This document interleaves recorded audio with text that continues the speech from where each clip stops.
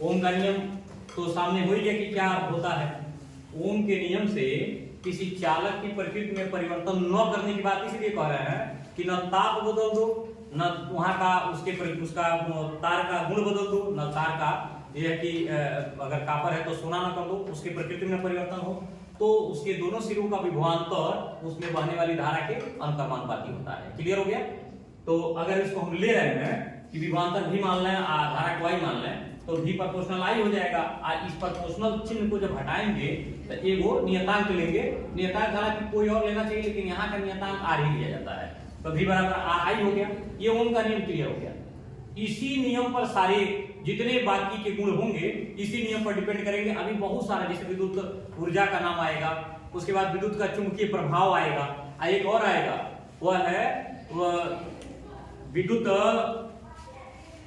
द्वारा प्राप्त सामर्थ्य, जिसे हम लोग यूनिट बनाते हैं। कितना यूनिट हमारे घर में बिजली खर्च हुआ, ये सबसे ज्यादा जरूरी है, उस पर बहुत सारा सवाल आएगा।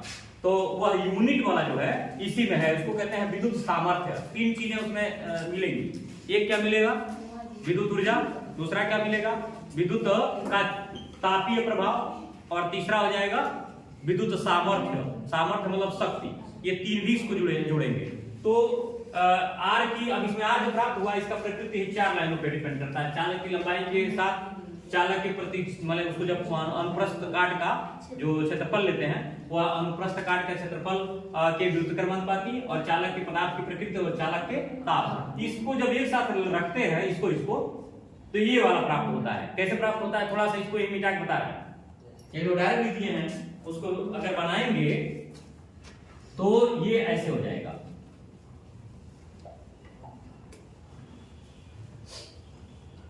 इसको अनुप्रस्थ काट भी कर दें, ट्रांसवर्स सेक्शन एरिया कहते हैं इसको। चालक के अनुप्रस्थ काट का क्षेत्रफल, ठीक है। अब इन दोनों के ले लो, अगर R प्रोपोर्शनल L है, इस्तेमाल कर लो, बड़ा करने से बढ़िया है कि L कर लो, और R प्रोपोर्शनल 1/A यानी इनवर्सली प्रोपोर्शनल, तो जब दोनों को मिलाओगे इक्वेशन फर्स्ट इक्वेशन सेकंड, तो R प्रोपोर्शनल L/A हो जाएगा। तो हेयू को हटाना पड़ेगा, तो जब इसको हटाओगे तो R बराबर एक चिन्ह होता है, इसको रो लिखते हैं, P को ऐसे झुका देते हैं, इसको RHO रोहो बोलते हैं। तो यह एक चिन्ह लगाते हैं, और ये भी प्रतिरोध है, L/A कर लेते हैं। जिसमें यह रो लिखे हैं, रो इसको कहते हैं विशिष्ट प्रतिरोध। विशिष्ट प्रतिरोध को नियतांक भी बोलते हैं, इसको अनुक्रमानुपाती, समानुपाती, जो भी इस तरह का वैल्यू बोल लो, लेकिन यह कि विशिष्ट प्रतिरोध इनको कहा जाता है। तो विशिष्ट प्रतिरोध हो गए, विशिष्ट प्रतिरोध पर इसको रोक लेंगे। अब इसके बाद आगे नहीं बढ़ाएंगे, उसके बाद से तब प्रतिरोधों का संयोजन कराएंगे। प्रतिरोधों का संयोजन श्रेणी क्रम और समांतर क्रम में कराना है। श्रेणी क्रम के संयोजन में बताए होंगे कि जब कई ठोक प्रतिरोध जोड़ते हैं तो उसमें कई जगह विभवांतर भी बदलता है।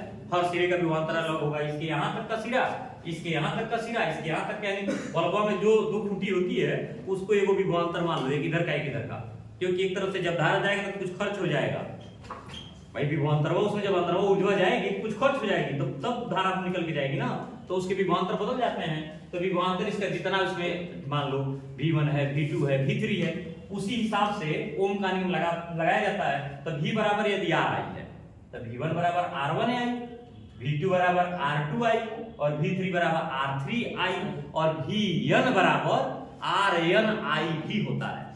अब उसको जब ऐड करोगे तो तुल्य विभवांतर भी होगा, क्योंकि पूरा परिपथ का भी तो विभवांतर होगा, जिसको वोल्ट मीटर द्वारा मापा जाता है। कहीं आखिर जो मीटरवा में जाता है तो हमें जितना खर्च हो रहा है ये सब की ऊर्जा माप रहा है ना मीटर, तो आखिर वो सब का एक जगह माप रहा है। इसका मतलब पूरे विभवांतर का एगो समग्र मिल गया, जिसको तुल्य विभवांतर कहते हैं। तो तुल्य विभवांतर में V1 V2 V3 का योग आ रहा है, हम इसका मान रखे हैं। मान रखने के बाद V का भी मान रख दिए हैं R आई, और उसका R1 आई, R2 आई, Rn आई तक ले गए, I कॉमन हो गया, I कट गया, और R बराबर R1 plus R2 plus R3 plus R data cut के Rn होता है। ये क्लियर हो गया। इसके बाद हम समांतर क्रम संयोजन यदि करते हैं तो उसमें कुछ थोड़ा सा ट्विस्ट करना पड़ेगा, वो उसको देख सकते हो।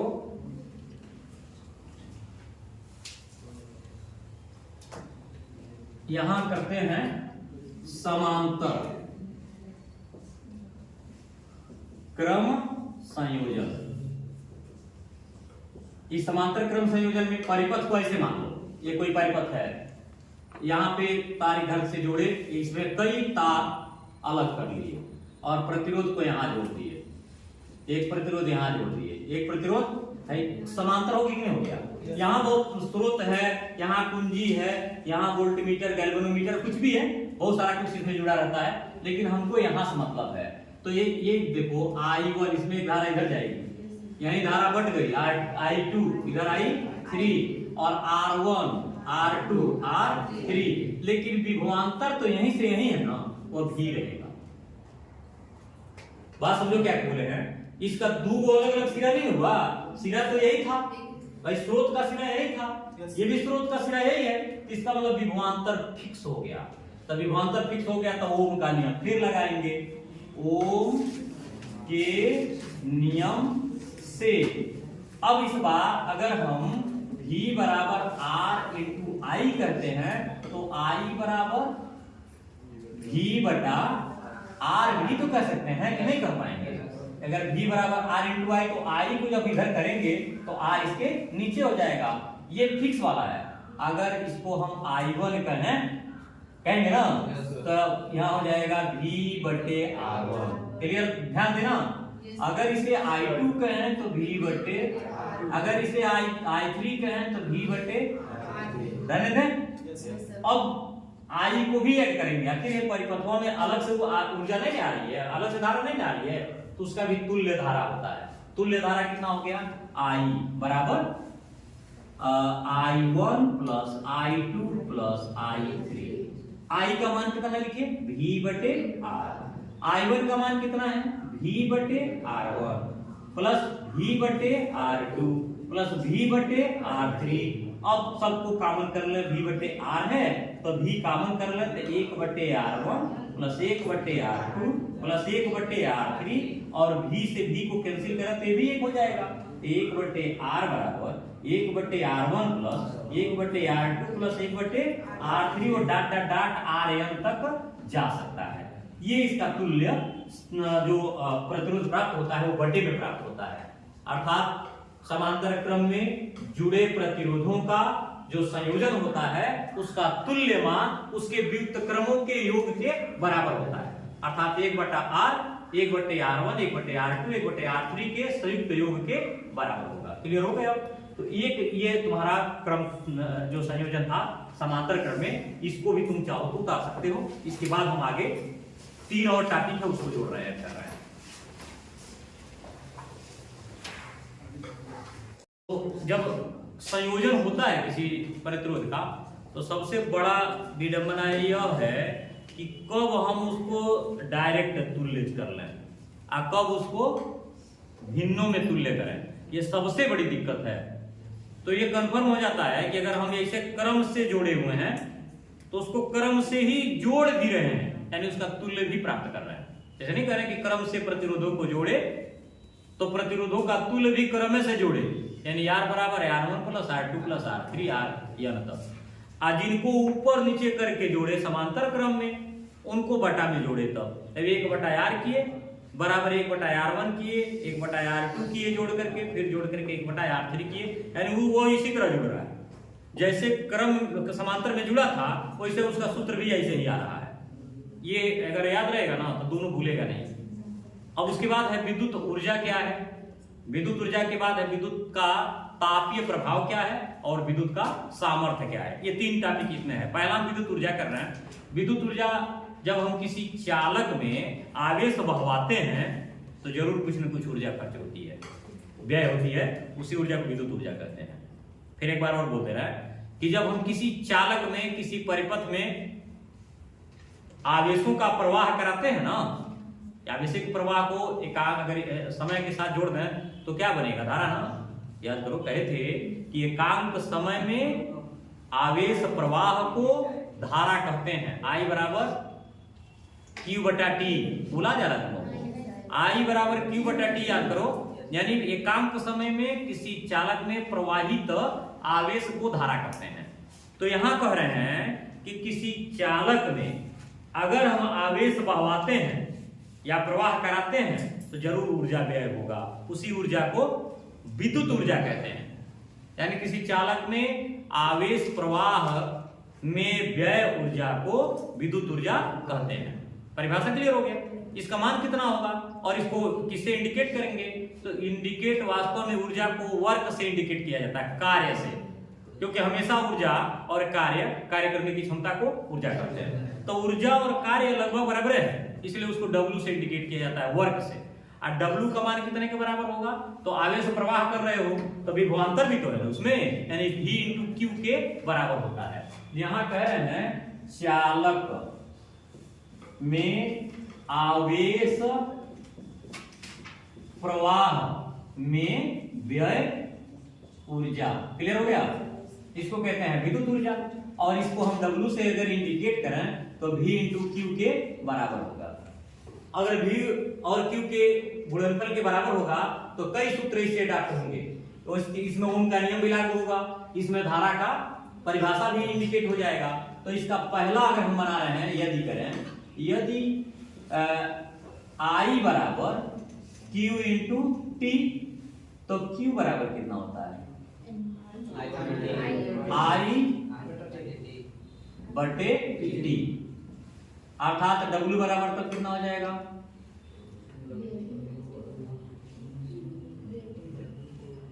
ये नहीं है। I बराबर Q बटे T होता है, तो Q बराबर I × T चाहे T × I, तब W बराबर हो जाएगा V × I × T। एक सूत्र ये बना। दूसरा लाइए ओम के नियम से। ओम के नियम से अगर हम V बराबर R × I कर रहे हैं तो फिर W का मान रखेंगे। अब यही रख लेंगे, V हटा रहे हैं, अब वहां रख दिए R × I × T, तो गुणा कर लीजिए, तो यहाँ W बराबर हो जाएगा R × I² × T। एक सूत्र और बन गया। मान लीजिए कहीं दिया हुआ हो किसी चालक में कि इतने प्रतिरोध के साथ इतनी धारा बहती है इतने समय के लिए, तब उसमें इतनी ऊर्जा व्यय होगी, यानी उसमें विभवांतर नहीं दिया है। कह रहा है कि अगर किसी चालक में इतने ओम का प्रतिरोध लगा हुआ हो, इतने एम्पियर की धारा इतने समय तक प्रवाहित होती हो, तो उसकी ऊर्जा कितनी होगी, अर्थात उसमें कितनी ऊर्जा व्यय होगी। तो यह सूत्र से लगेगा।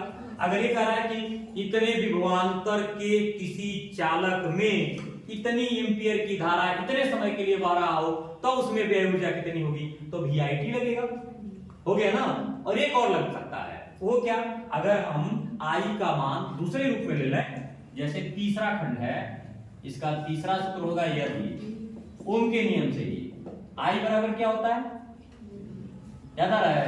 V बटा है ना। तो फिर मान रखने जा रहे हैं, यहां W बराबर हो जाएगा R × V बटे R का स्क्वायर × T। क्लियर है? तो R × V² बटे R² × T। R से एक R कट जाएगा, अर्थात V² T/R।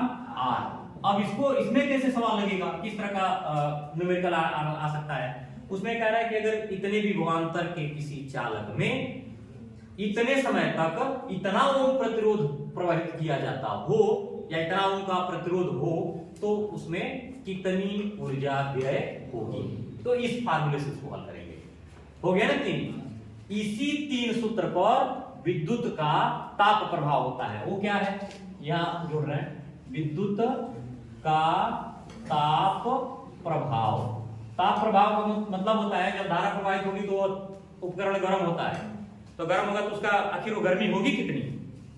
भाई गर्म होगा, वो ऊर्जा ही है एक तरह से, लेकिन वह ऊर्जा कितनी होगी, वो उष्मा कितनी होगी, उसको इंडिकेट करते हैं H से, H फॉर हीट। तो ऐसे होता है जैसे विद्युत प्रवाह से विद्युत उपकरणों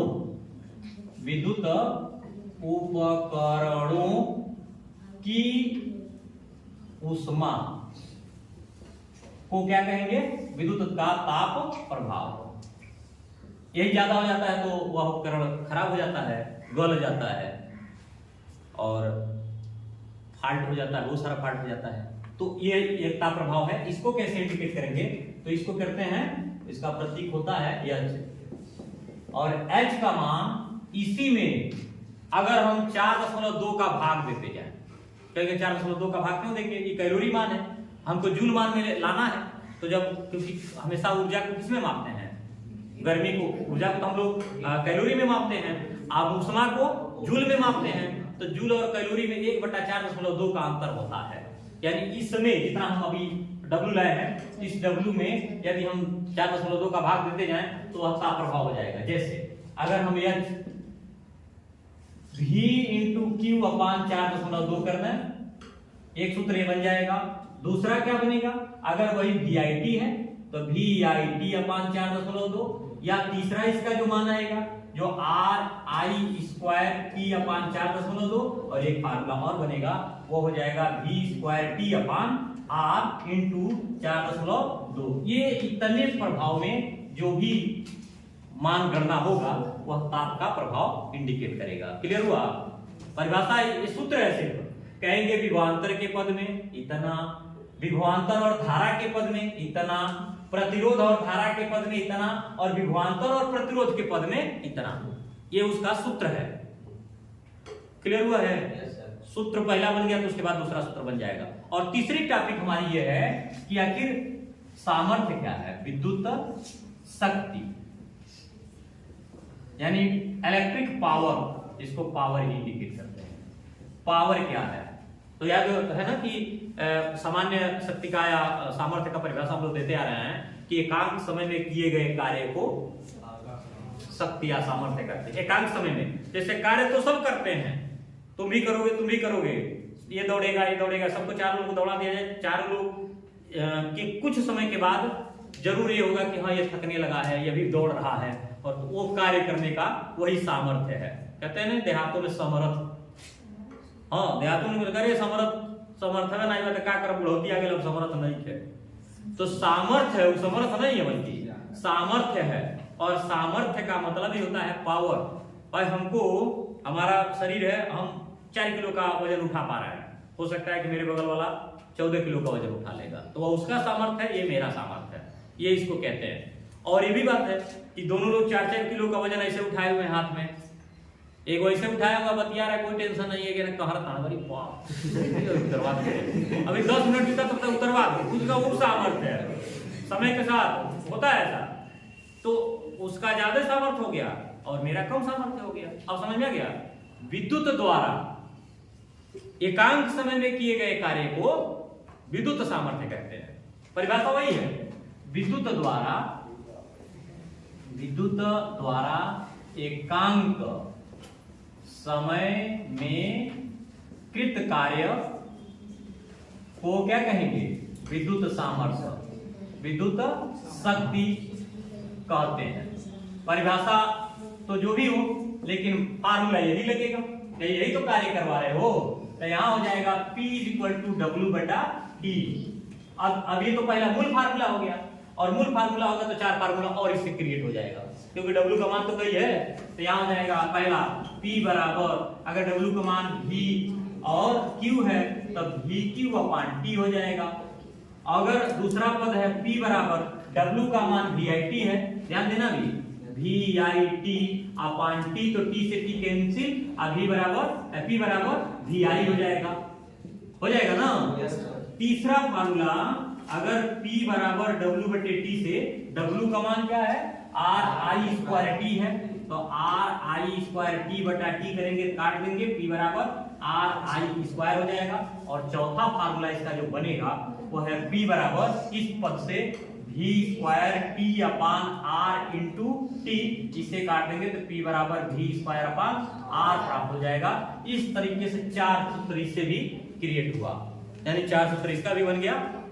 अब इसको यूनिट में कैसे बदलें? ये जो मान है सामर्थ्य ही शक्ति को यूनिट में बदला जाता है, तो इसको कहते हैं, बहुत छोटी बात है, 1 यूनिट का मान 1 किलोवाट, क्योंकि इसका मात्रक जो होता है ना, इसका मात्रक होता है वाट। जेम्स वाट ने खोजा था, तो इसको वाट बोलते हैं, वाट बोलते हैं। तो 1 किलोवाट, ठीक है, घंटा 1 किलोवाट घंटा को 1 यूनिट करते हैं। 1 किलोवाट इंटू घंटा है, यानी 1 किलोवाट इंटू घंटा को एक साथ बोलेंगे 1 किलोवाट घंटा, यानी 1 किलोवाट इंटू घंटा को 1 यूनिट बोलते हैं। जैसे 1 घंटा में अगर सारे बल्ब को, सारे एप्लीकेशंस को जोड़ करके 1 किलोवाट बना दिया जाए, 1 किलोवाट मतलब 1000 वाट, जैसे 1000 वाट का प्रेस चलाते हो ना, छोटा वाला प्रेस 1000 वाट का होता है, 1500 का या तो 2000 का होता है। तो 1000 वाट का अगर प्रेस तुम 1 घंटा चला दिए तो 1 यूनिट बिजली तुम्हारी खर्च हो गई। हो गया क्लियर? इसी से महीना का निकाला जाता है। तो मान लो हम प्रतिदिन अपने घर में एप्लियंस चला रहे हैं, तो एक एक दिन में बल्ब सब जोड़ जाड़ के भी बताएंगे कैसे बल्ब जोड़ा जाएगा। बल्ब जोड़ करके हमारे यहाँ 5 घंटे का बिजली खर्च हो रहा है, और 5 घंटे में सब जोड़ जाड़ के 500 वाट एक दिन का है, तो 500 वाट गुणे 5 घंटा, तो 500 अब 5 और बटे 1000, अब 500 वाट की है ना, 1000 है ना, तो वो हो गया 2500 में 1000 का भाग 2.5 यूनिट की खर्च, बिजली खर्च एक दिन की हुई। क्या बोले समझे हो? जैसे 500 वाट हमारा सब मिला जुला के चला और 5 घंटा हमारी बिजली चली, तो 2500 वाट घंटा हो रहा है, और उसमें 1000 का भाग दे रहे हैं, तो किलोवाट बनाना है, तो 2.5 किलोवाट घंटा हो रहा है, मतलब 2.5 यूनिट बिजली एक दिन में खर्च हुई। मान लो 1 महीने का निकालना है तो 30 का गुणा कर देंगे, तो 30 का गुणा करेंगे तो हो जाएगा 75 यूनिट। 75 यूनिट का पैसा जोड़ेंगे, 75 यूनिट में 7 का गुणा कर देंगे, तो 7 6 42 420 रुपया, या वो तो 70 का हो गया, 75 का निकालेंगे तो जितना हो जाए, तो ये इसी तरह से उसका पैसा बनता है। आज का जो रेट चल रहा है मैं उस हिसाब से बताया हूँ। तो हम हर लगभग जो छोटे घर होते हैं उसमें 500-600 बिजली का जिन्विन पैसा आ रहा है कि नहीं आ रहा है। जिनके यहाँ कुछ नहीं चलता है उनका भी मिनिमम वाला अमाउंट तो देना ही देना है, और उसके बाद 28 वाला है गांव का है, तो गांव में 75 रुपया वो लगता है और 2 बल्ब जलता है। इसका मतलब हो गया कि यूनिट खर्च कम है। अच्छा, कभी किसी शहर वाले को बता दो 250 रुपया पर मंथ आता होगा? शहर में जिसका भी होगा, फ्रिज चलेगा ही चलेगा, परमानेंट फ्रिज चलता रहता है, बंद कर देंगे तो बदबू आने लगेगा। तो पहले तो वही दुनिया भर का बिजली दिखा रहा है।